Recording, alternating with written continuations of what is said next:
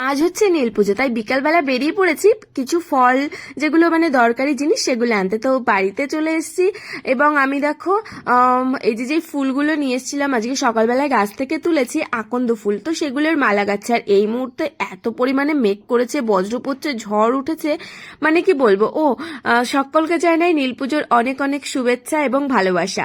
তো আমি তো বাইরে থাকি, কিন্তু আমি যখন একটা বাচ্চার মা, তো আমার তো উপোসটা করতে হবে। আর এটা কিন্তু আমার প্রথম উপোস নীল পুজোর, তো আমি কোনোদিনও করিনি। তো এবার এবার থেকে আমি শুরু করলাম। তো যেহেতু বিদেশে থাকি, তো তবুও আমি নিজের মতো করে একটু ঘরে করার চেষ্টা করছি। সব নিয়মকানুন অথচ জানি না, যেটুকু জানি সেটুকু করছি। তো দেখো কি পরিমাণে বিদ্যুৎ চমকাচ্ছে, কারেন্ট চলে গেছে। তো আমি ভাবছি নাও তাড়াতাড়ি করে পুজোটা দিয়ে নিই, কারণ কারেন্ট চলে গেছে, এখানে কোনো ওরকম কোনো লাইটের ব্যবস্থা নেই। তো প্রচুর পরিমাণে বৃষ্টি হচ্ছে। আর জানো তো, আমার হচ্ছে একটা বাচ্চা, তবে আমি কেন দুজনার নামে পুজো দেব? বা শিব ঠাকুরের সামনে নাকি দুটো মোমবাতি জ্বালাতে হয়, মানে সন্তানের মঙ্গল কামনায়। কিন্তু আমার তো একটা বাচ্চা, আমি কেন দুটো প্রদীপ জ্বালালাম বা জ্বালাবো? কারণ কি, আমার দিদির মেয়েকে কিন্তু আমি নিজের মেয়ে বলে মনে করি না। আমার দুটোই মেয়ে, আমার ওটা বড় মেয়ে আর আমার এটা ছোট মেয়ে। তো সেই জন্যই কিন্তু আমি দুটো মানে মোমবাতি জ্বালাবো তাদের মঙ্গল কামনায়। অনেকেই হয়তো ভাববে দিদির মেয়ে কখনো নিজের মেয়ে হয় নাকি? হ্যাঁ গো, হয়। আমি সবার আগে ওকে কোলে নিয়েছি, আমার বিয়ের আগে থেকে ওকে আমি মানুষ করেছি। আর ওর আজকে 5 বছর। তো বিয়ের আগে আমি ওকে মানুষ করেছি নিজের হাতে, প্রথম আমি ওকে ধরেছি।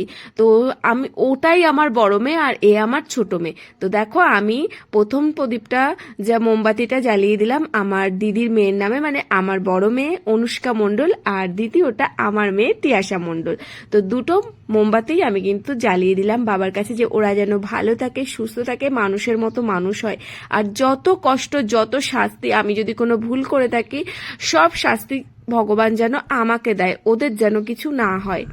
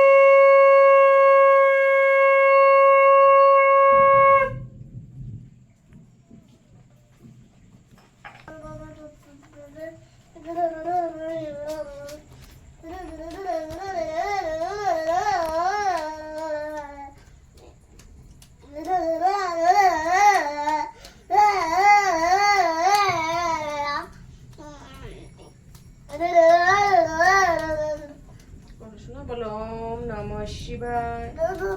শোনো, জল ঢালবে না তুমি?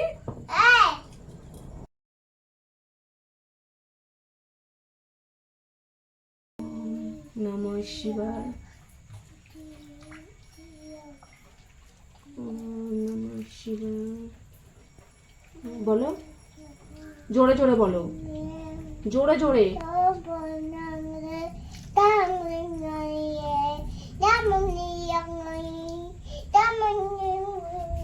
নমঃ করো জোরাত করে।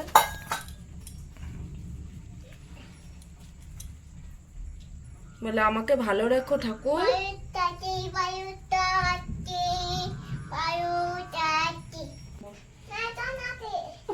তুমিও ভালো থেকো। আমার কোনো এইটাই উঠা নেয়নি, ওই যে তুমি যেটা বলিস ওটা দিদিয়ার জন্য এটা। দাঁড়া দাঁড়া, আমি দাঁড়া। এই তো শোনা মতো শোনা। চাপ দিবা? হ্যাঁ। ওইটার থেকে না, ওইটার থেকে না, ওইটা তো তোমাদের জন্য মোমবাতি ধরিয়েছি। এইটার থেকে তাপ দিতে হয়। এই দেখো, এই দেখো, এইটা হচ্ছে অনুষ্কা দিদি, তোমার পুচু দিদির দিদিয়ার জন্য মহাদেবের কাছে ধরিয়েছি। আর এটা হচ্ছে তিয়াশা মণ্ডল, আমার তো দুটো মেয়ে, তাই না? তুমি আর দিদিয়া, তাই বলো দিদিয়া যেন ভালো থাকে। দাও এইটার থেকে তাপ দিতে হয়। হ্যাঁ।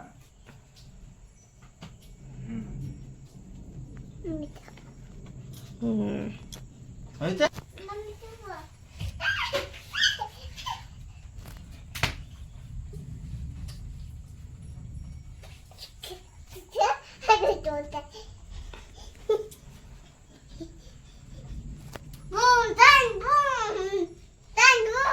তা তুমি বাবা মহাদেবের কাছে তোমার আর তোমার দিদিয়ার জন্য পুজো দিয়েছি, এবার তোমাদের নামে দুটো মোমবাতি ধরিয়েছি। বলো তো কোনটা? এটা হচ্ছে কার বলো তো?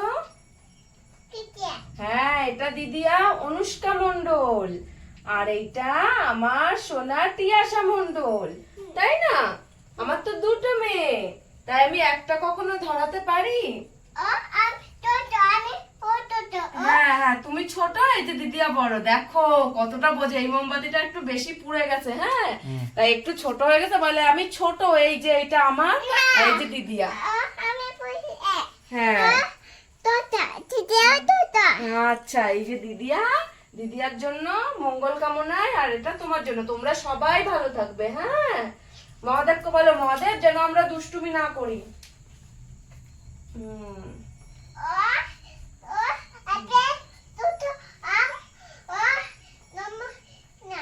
চলো বলে ওম নমঃ শিবায়, বলে হর হর মহাদেব।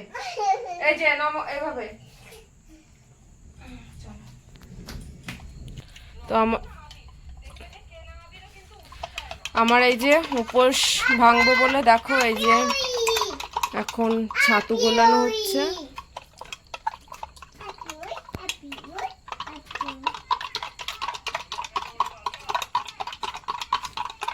পুরো ছাতুই তো খাইছে না।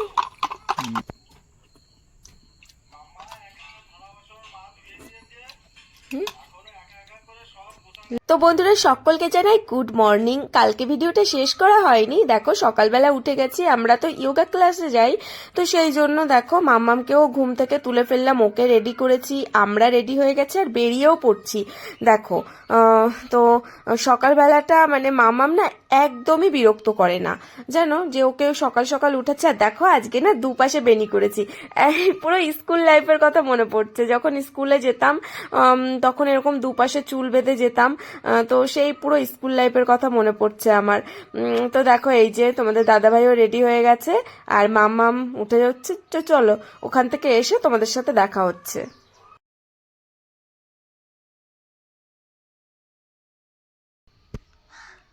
তুমি সাজিয়েছো মাম্মা এগুলো? হ্যাঁ, তুমি এত এত সাজিয়েছো? ওলে বাবা, কি সুন্দর করে সাজিয়েছে আমার মাম্মা। এদিকে তাকাও, এদিকে তাকাও, বলো শুভ নববর্ষ। বন্ধুদেরকে বলো বন্ধুরা শুভ নববর্ষ। তোমরা আজকে নতুন জামা কাপড় পরেছো? আমার মাম্মা কিন্তু এখনো পরেনি। আমি পুজো দিতে এসেছি, যেহেতু এখন অনেকটাই সকাল, তো সেই জন্য ওকে আমি স্নান করাইনি, আমি পুজো দিতে এসেছি। আর ও এসে ফুলগুলো ধরে এভাবে সাজাচ্ছে।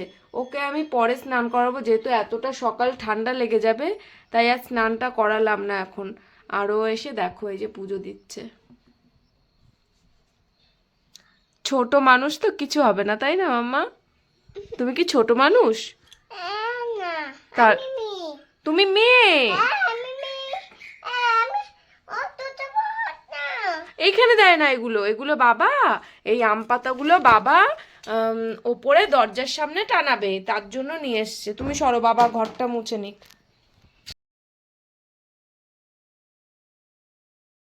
তারপর বাড়িতে চলে এসেছি। দেখো বাড়িতে এসে সব ফ্রেশ করে সব সমস্ত কাজ বাজ সেরে এখন ব্রেকফাস্ট করতে মানে কি ব্রেকফাস্ট করব, তো ওটস দিয়ে একটা গোলা রুটি করছি, ধনে পাতা সবকিছু মানে সবজি টবজি দিয়ে, ওর মধ্যে গাজর এগুলো দিয়ে একটা গোলা রুটি করছি। তো এই রেসিপিটা তোমরা অলরেডি শর্ট ভিডিওতে দেখে ফেলেছো।